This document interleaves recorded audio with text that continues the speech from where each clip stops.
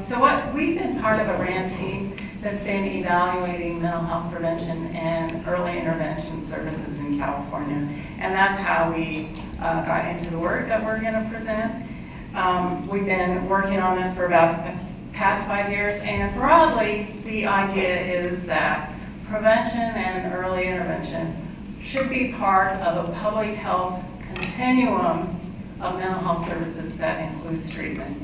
And that's not a hugely new idea. We do that in public health approaches to other conditions all the time, but it is pretty unusual for mental health. And for about the past decade, there's been a lot of national calls to include prevention and early intervention in a mental health continuum. So Surgeon General's report, IOM reports, the CDC.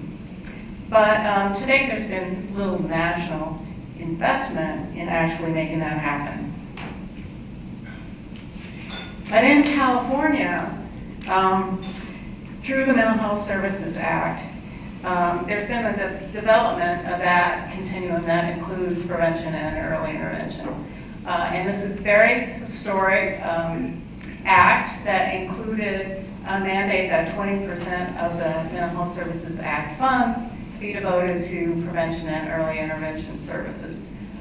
Really kind of new for the country, and California is leading the way.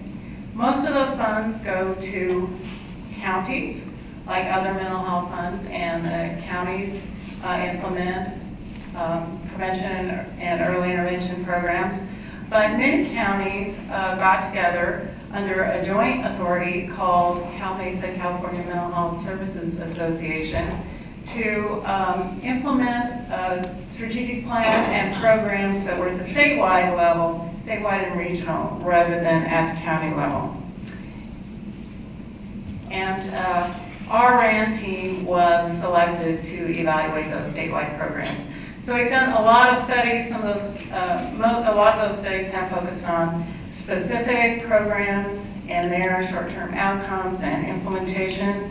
But what we're going to talk about today is population surveillance, because one of our efforts was to establish kind of what was happening in the population with important outcomes that related to prevention and early intervention. And population surveillance is important to public health, both to help states and local entities kind of plan services and target populations most of need. But it's also important, particularly for prevention, to evaluate what broad population strategies have done in terms of impacting indicators for prevention. And that's because that most of our prevention programs have long-term impacts that you can't observe immediately when you evaluate a program. For example, if you train a teacher to detect and intervene early with a student that might be having some mental health problems, you aren't going to see the impact, the total impact of that unless you look more broadly and over a longer period of time. So population surveillance is very important. So this talk today is going to have two parts. One part is going to focus on some available population surveillance survey data, the California Health Interview Survey, which has a lot of mental health content to it. And the second part is going to focus on some recent results from some population surveys that we launched as part of this prevention and early intervention evaluation, because there were some things of interest for prevention and early intervention. In particular, a big focus on reducing the stigma and discrimination associated with mental health that were not part of existing surveillance surveys, and so we had to launch some separate surveys for that. So I'm going to turn it over. Nicole's going to start.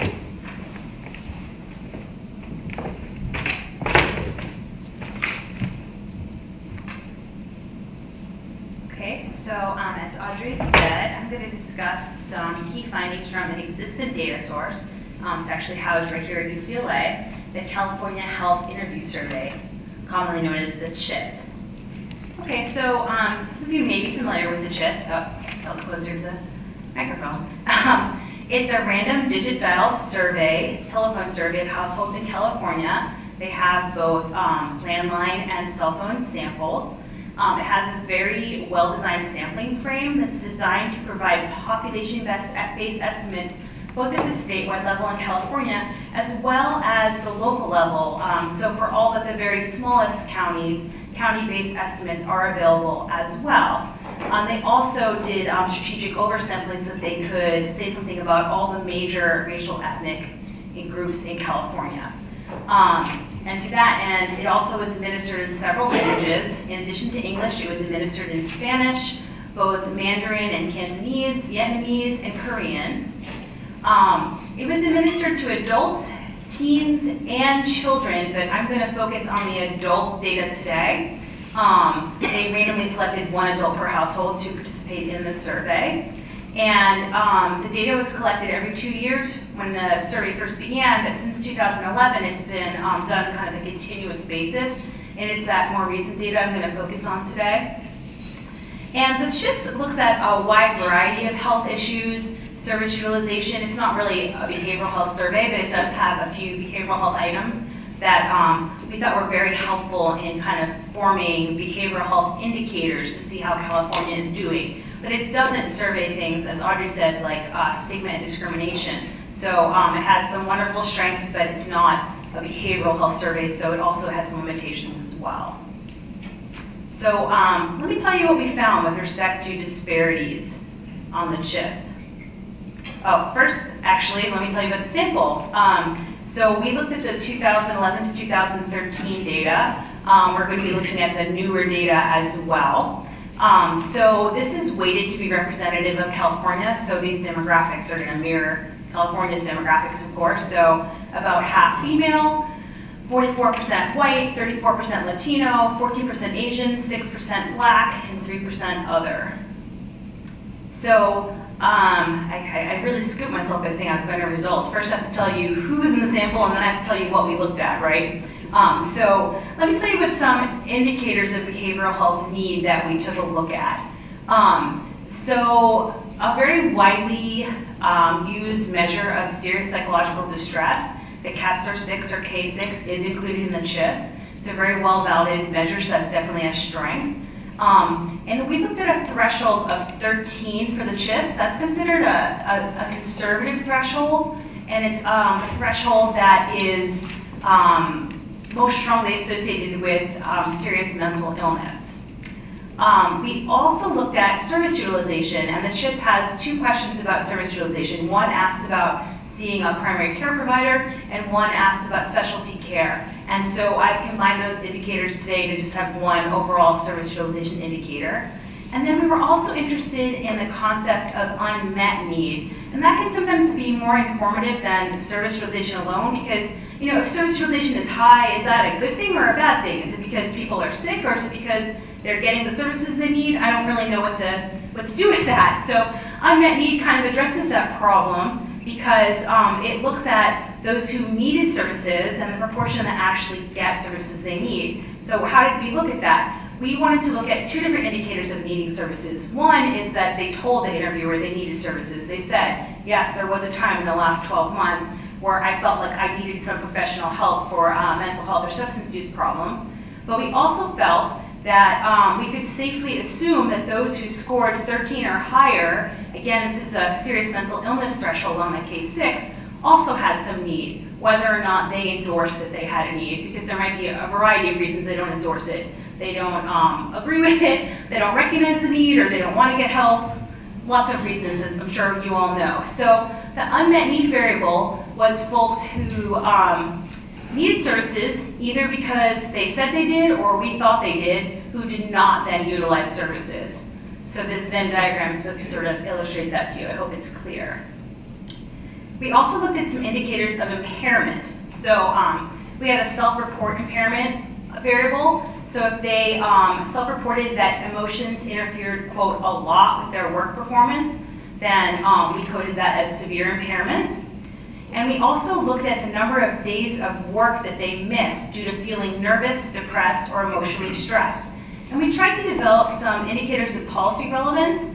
So the threshold of 4+ days, so there's new legislation in California that mandates that employers give 3 days of sick leave. And also the threshold for short-term disability, you have to have missed more than 3 days for that as well. So we were interested in those who missed more than that, who missed more than those covered days, so to speak, 4 or more. And although the California law now mandates 3 days of sick leave, on average, nationally, folks are provided with 8 days of sick leave. So as a more conservative threshold for work impairment, we also want to look at rates of exceeding that higher threshold, so 9 or more days of missed work. Okay, so here's the part that I know you really want to hear, the results though. Now that you understand what variables we looked at. So the serious psychological distress, again, the K6 score is greater than 13. We found that Black and Latino Californians had higher rates of serious psychological distress than whites. So whites are always going to be the reference group in everything I present today. We also looked at service utilization. So service utilization was significantly lower among both Latino Californians and Asian Californians. We did look at effects of language as well. Mostly they're consistent, so I'm not going to talk about that too much today, but within the Latino group, you see, unsurprisingly, the rate of service utilization is lower among those who are interviewed in Spanish. And then within the Asian group as well, the service utilization is lower among those interviewed in Asian languages. So the overall effects are pretty consistent, but within those groups, you do see some language effects as well. So in terms of unmet need, needing mental health services and not getting them, those rates of unmet need were highest among Latino and Black Californians in the GIS. And then in terms of work impairment, this is the self-report of a lot of interference with work. It was lower in the Asian group than the white group or the other groups. So in terms of the missed work, there we see a pretty strong effect where Latino Californians, and especially Black Californians, are missing work at higher rates than white Californians. And it's pretty dramatic when you look at this chart here too. So in terms of the threshold of missing more than the 3 days of work that's mandated to be provided as sick leave, you see that 12% of Black Californians in our sample are missing more than that threshold. And then when you get to the 9 days or more, it doesn't look much lower, unfortunately. 11% are missing 9 days or more of work due to mental health concerns. And then you do see higher rates in the Latino sample as well, but those increased rates at the 4-day threshold kind of disappear at the 9-day threshold. So what does this mean in terms of mental health disparities in California? Well, the Asian group was interesting. They had lower levels of service utilization, which may be problematic, but they also had lower levels of impairment.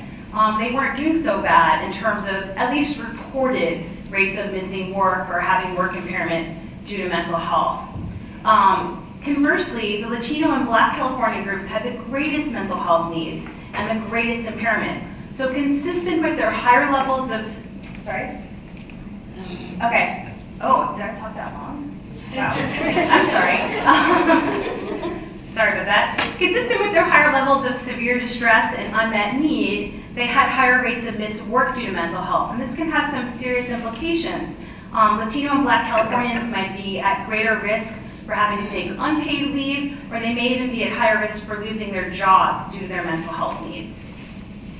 Okay, I'm going to turn over to my colleague Eunice Wong to talk about some of the surveys we then conducted at RAND.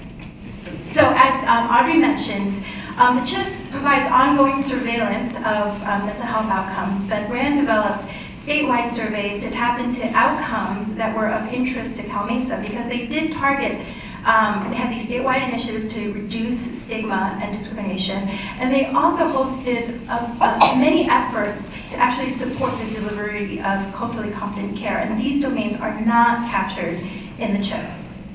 So we developed two types of surveys. The California statewide survey is with the general population. It gives us a snapshot of the general climate in California. The California Wellbeing Survey is another survey that we designed and administered, and that's to those Californians who are experiencing psychological distress. So these are the people who are at risk for mental health problems and are the target of these PEI initiatives. And again, there were a lot of outcomes that we looked at, but just for today, from the California statewide survey, we're going to look at stigma outcomes, and then from the California Wellbeing Survey, the receipt of culturally competent care. Okay, so here's some information about the California statewide survey. We looked at 2 stigma indicators. There are lots of different ways to measure stigma, but we primarily looked at social distance, which is commonly assessed. And what it is really is the degree to which someone wants to distance themselves, avoid an individual with a mental illness in a variety of different social situations. And the other is negative beliefs about mental illness. Now, these indicators have been associated with treatment use. So arguably, to the extent that you can target these beliefs and intentions, you might be able to address unmet mental health needs. So we looked at this by racial ethnic groups. So here are the results. What you'll see is that we broke out the racial ethnic groups by language for Latinos and Asians. And what you'll see is the percent that are unwilling to interact with someone who has a mental illness in a variety of 3 social situations. And you'll see Latinos interviewed in Spanish in the red polka dot bars, and Asians interviewed in their Asian language in the green polka dot bars were significantly more likely to be unwilling to interact with someone with a mental illness, whether it's moving next door to someone with a mental illness, whether it's spending an evening socializing with someone, or working on a job.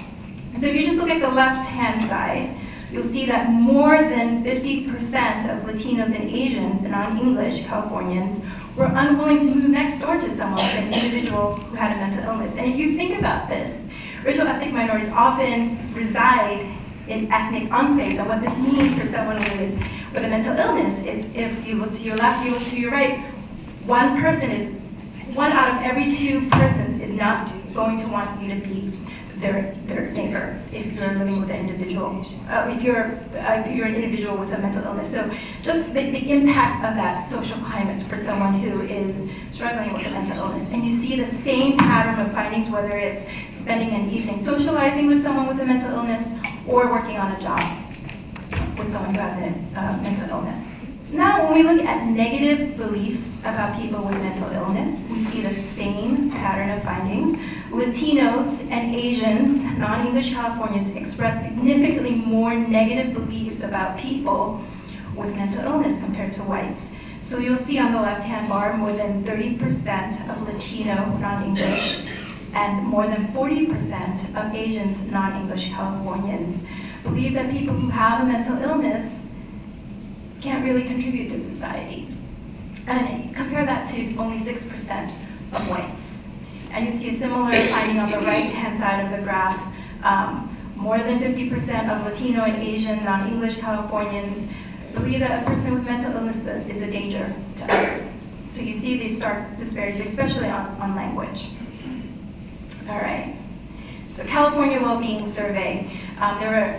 There are a little over 1,000 respondents, and if you remember, this is really the target population of PEI efforts, those who are at risk for mental health problems. And what we did was in order to get this representative sample, we followed back CHIS respondents who had at least mild to moderate psychological distress. And those respondents who reported getting mental health care, either from a primary care provider or a specialty mental health provider, we asked them about their experiences with their most recent provider. And we took items from the CAPS, which is a consumer assessment provider survey, and we asked them 4 questions. How often did your provider explain things in a way that you could understand? 2, how often did your provider show respect for what you had to say? Do you think you would have gotten better care if you were from a different cultural background? And would you recommend your provider to someone of your cultural background, meaning your race, religion, language, or sexual orientation? So here's what we see for whether you understood your provider. Latinos and Asians who were interviewed in English were significantly less likely to say they had providers that they could understand compared to whites. So you'll see in the red bar, 18% of Latinos, English speaking, and in the green bar, only 7% of Asians who were interviewed in English said that they always or usually understood what their provider was explaining to them. And you'll see for the other racial ethnic minority groups, only 5% of Latinos who speak Spanish and only 6% of African Americans said that they always or usually understood their providers. So the racial ethnic minority groups are much lower compared to whites. But there's something to note with the white population too. Only 39% of whites said they usually or always understood their provider, which is, there's room for improvement there too. And then when we asked them, well, did you feel respected by your providers? Asians interviewed in English and African Americans were significantly less likely to say that they always or usually felt that they were respected by their providers. Again, the same pattern of findings, much lower for the racial ethnic minorities compared to the whites. And the reason why you see there's some significance for certain groups and not is because we get into small numbers for the racial ethnic groups who had sought treatment. But again, even for the whites, only 42% said that they felt like they were always or usually treated with respect by the providers. Now, would you recommend, would you feel like you got better care if you were a different racial ethnic background? African Americans were 9 times more likely than whites to say they believe they would have gotten better care if they were from a different cultural background compared to whites. So you'll see on the right-hand side, more than half of African Americans said, yes, I would have gotten better care if I was of a different cultural background compared to only 6% of whites. And then finally, would you recommend your provider to others of a similar background? And again, you'll see African Americans were significantly less likely to recommend their provider to others like them, compared to all the other racial ethnic groups, which for the most part said that they would recommend their provider. And so we see really great disparities here. So in sum, I hope I just gave you a picture, a flavor of how the California statewide survey, the California Wellbeing Survey helped to highlight disparities in stigma and the receipt of culturally competent care.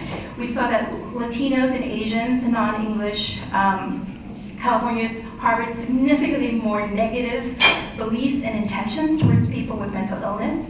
Only a small proportion of racial ethnic minorities across the board report receiving culturally competent care, meaning feeling like they were respected and that they understood their provider. And African Americans especially experienced the greatest disparities, with about half of them saying that they wouldn't recommend their provider and that they feel like they would have gotten better care if they were of a different cultural background. And when we talk about meeting unmet needs, we see that it can come at the front end and at the back end, right? So the climate around beliefs about people with mental illness can affect whether people feel like they can go get help. But once people get through the hurdles to get care, especially for African Americans, the kind of care they experience, if they're not recommending their providers to their friends who may not want to get help, then that also has to be addressed because it comes back around and it contributes to the cycle of unmet